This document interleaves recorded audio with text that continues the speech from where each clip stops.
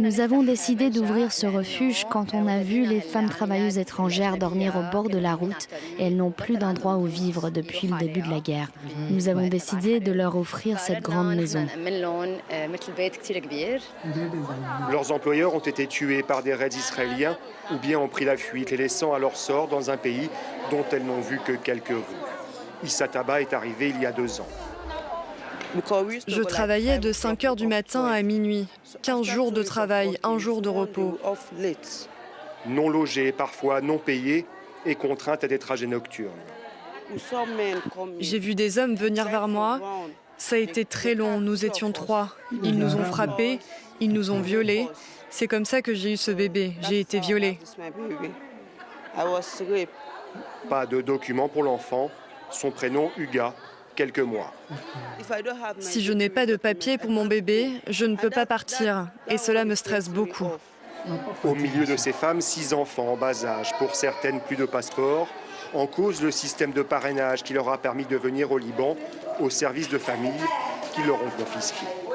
Interdiction formelle aux femmes libanaises d'enfanter et d'accoucher au Sénégal, de la même manière qu'il est interdit aux femmes noires de le faire au Liban. Respect, monsieur le député. Interdiction formelle à toute femme libanaise au Maroc d'accoucher. C'est comme ça. De la manière, nos parents, quand ils accouchent chez vous, vous ne leur donnez pas papier. Vous les laissez comme ça, les enfants les comme ça dans le néant, parce que simplement, c'est un métis, vous n'en voulez pas. Nous, on ne sait pas c'est quel genre de peuple vous êtes.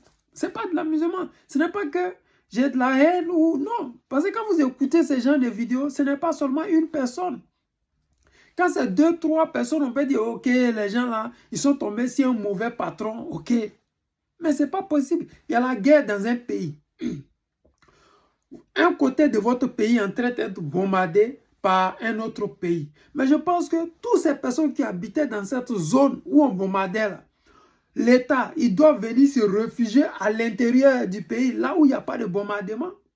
Mais les patrons s'en vont, mais ils ne donnent même pas, ils remettent même pas les passeports des gens qui travaillaient chez eux. C'est-à-dire que quelqu'un travaille chez toi.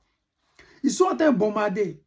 Tu dis, bon, moi je m'en vais, tiens ton passeport. Le minimum, c'est de lui remettre au moins son passeport pour que s'il veut partir, qu'il s'en aille. Même par méchanceté, par mauvais cœur, par comportement des Arabes, ils prennent le passeport, ils vont avec le passeport.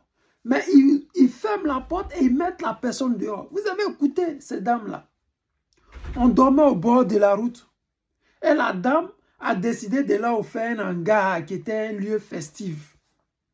C'est-à-dire que ce n'est même pas le gouvernement qui les prend en charge. C'est-à-dire que dans le pays, là, c'est comme si au Liban, il n'y avait pas de gouvernement. C'est comme si ces Noirs-là, ils n'étaient pas dans un pays, ils étaient sur une île quelque part là-bas où personne n'existait, où ils étaient eux-mêmes comme ça. Dans un pays, quand il y a la guerre, je prends l'exemple de la Côte d'Ivoire. Mais au nord, il y avait la guerre, mais les gens se sont déplacés pour venir à Abidjan. D'autres ont été reçus par le gouvernement, d'autres sont partis en famille, ainsi de suite. Mais chez eux, les Arabes, il y a la guerre plutôt à l'est. Ceux qui viennent à l'intérieur, d'autres voyagent pour partir hors du pays. D'autres viennent en Côte d'Ivoire, au Sénégal. Mais nos parents, là, on les laisse dormir au bord de la route. C'est-à-dire que le gouvernement ne prend même pas le soin de les recevoir. Pour leur dire, tu viens de quel pays, on va te conduire à ton ambassade. Ils dorment dehors, comme des chiens errants.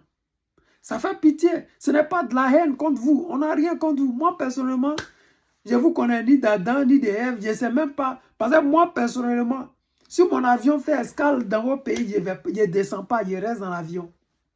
Parce qu'il n'y a jamais vu des gens qui ont le mauvais cœur comme ça. Des gens qui détestent leur prochain. Comment tu peux détester ton prochain? Moi, cette façon-là, je n'ai jamais compris. Depuis que c'est en Occident ici, les gens te détestent parce que tu as une couleur foncée. Mais moi, jusqu'à présent, je ne me victimise pas parce que je me dis, ça n'a pas de sens. Tu ne peux pas détester quelqu'un d'autre parce qu'il n'est pas comme toi. Pourquoi?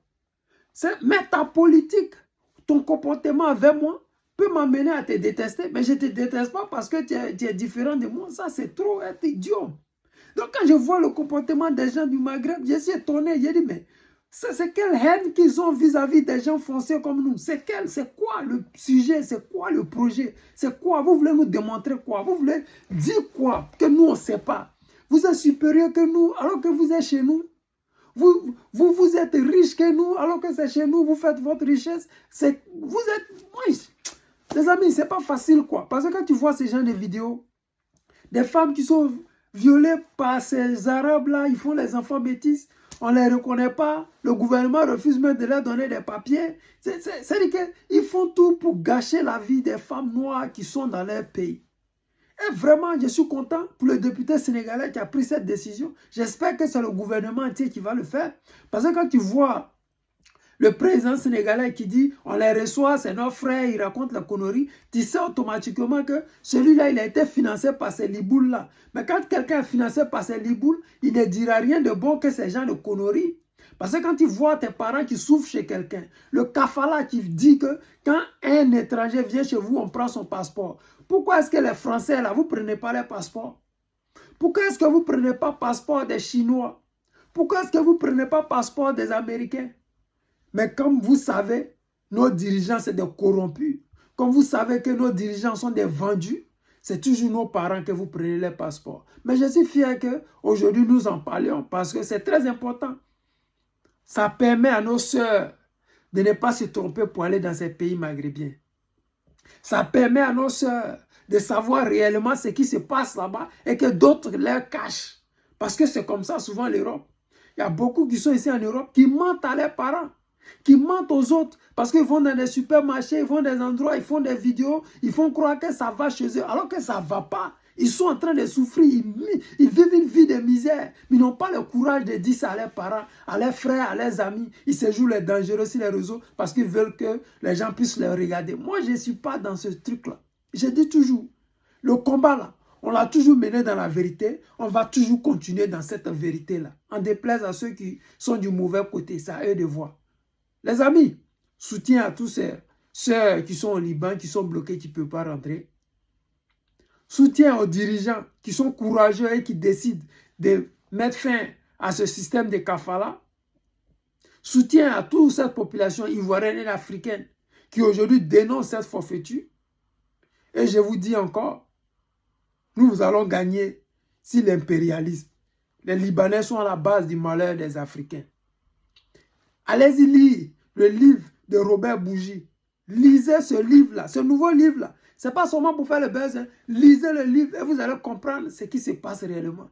Qu'est-ce que les Libanais font dans nos pays? Quels sont ceux qui financent les Occidentaux? Avec quoi ils financent les Occidentaux? Lisez ce livre et vous allez comprendre de quoi ça parle. Les amis, c'était le président Lota, l'ami des dirigeants qui se respectent.